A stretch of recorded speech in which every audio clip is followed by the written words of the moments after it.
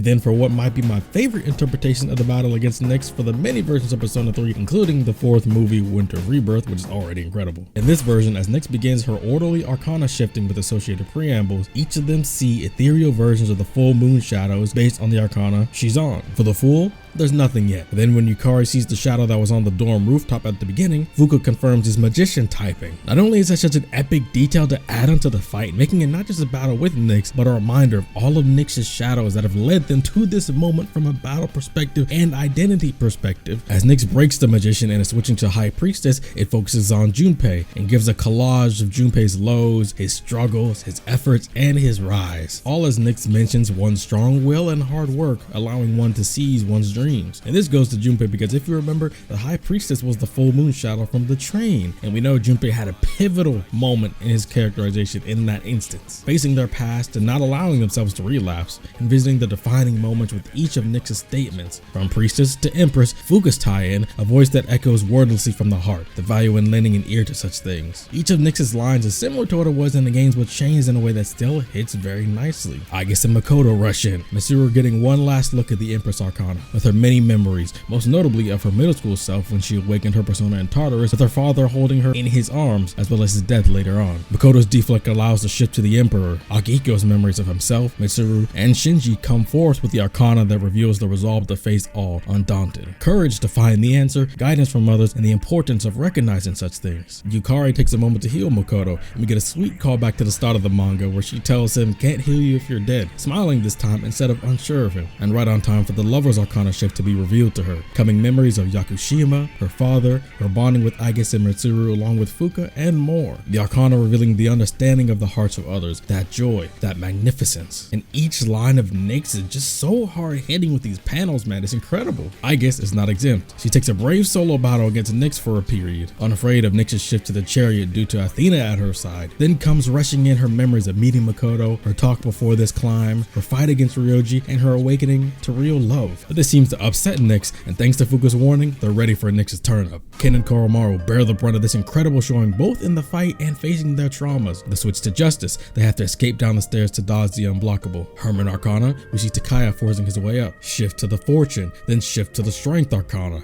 Then a seemingly infinite rain of spears descend as Nyx continues to relay her words. Makoto's immense block with Thanatos just barely making it in time is nothing for Nyx to defend against, allowing the instant shift to the Hanged Man. This clash is like none other before in this battle. Everyone seemingly is holding their breath just for this solo 1v1 between Nyx and Thanatos. But once again, Nyx has no fear. She brings her sword up as she gets to the end of her lines, telling of what awaits at the end of this life journey, an absolute end. Fuka relays Nyx's incredible power surging more than before, and then it comes, the shift to the Death Arcana. How fitting, the battle between powers of death shown in this matter, and the way Nyx's expressions are displayed in this section gives me goosebumps. The stormy eyes, the shadowed face, all as Thanatos struggles to defend, and Aigis' Athena gets almost torn apart from trying to jump in. Nyx says the power of death cannot defeat her, yet still provokes Makoto, saying that power that began as his, he should know what to do with it. With the rest confused, Makoto smiles, telling them not to worry, as he sees Igor and Elizabeth one last time. At least he thinks it's one last time. Arising to the connection he has to the entire Arcana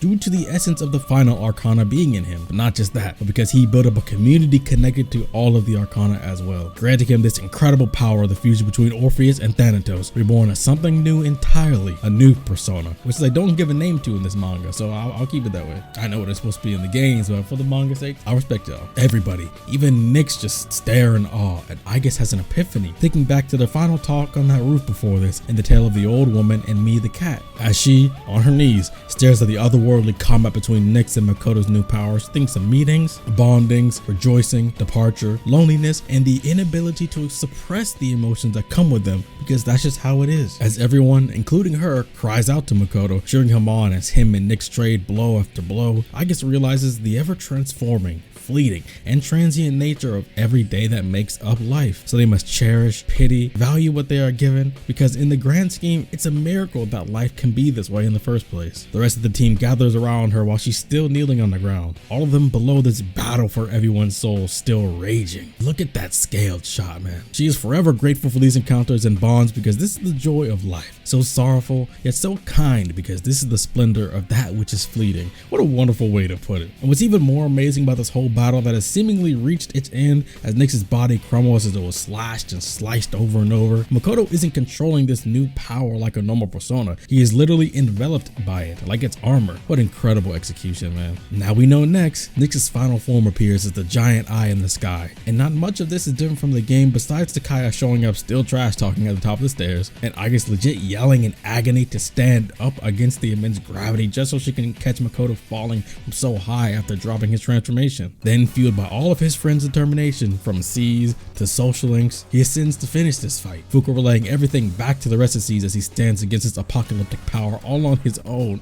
And the manga's displayment of this is just so wild, man. We actually even get to see Shinji appear with Makoto, spurring him on instead of just his voice, allowing him another visit to the Velvet Room. Even Igor and Liz can't believe they get to see this arcana they've never seen with their own eyes before, the Universe Arcana, and the power of Makoto's hands, which by the way is just derivative of the World Arcana, so it's just basically the alternate version of it. And now, against Nyx's true body and a final send-off from Liz and Igor, we know what time it is for Makoto to use against Nyx, the Great Seal, to end this once and for all. Look at the detail, the care to each page to express just how momentous of a moment this is. Each body section, the full body, the face close-up, the team's perspective, the blinding light and desolation. I cannot stress enough how mind-blowing this interpretation of this entire phase of the game was, from preparation to ascending Tartarus one final time, giving it all against Drago without risking everything, having 1v1s, 2v1s, and then the unique take on the Nyx fight in a way that we never would get in a turn-based game. Then of course we get one last beautiful showing of Aigis just shedding real tears as Makoto comes back down. I honestly think this showing of Aigis here was better than the games. The full face showing pure shock and wonder, yet tears just relentlessly falling in volume, hits me so hard and hits me so good.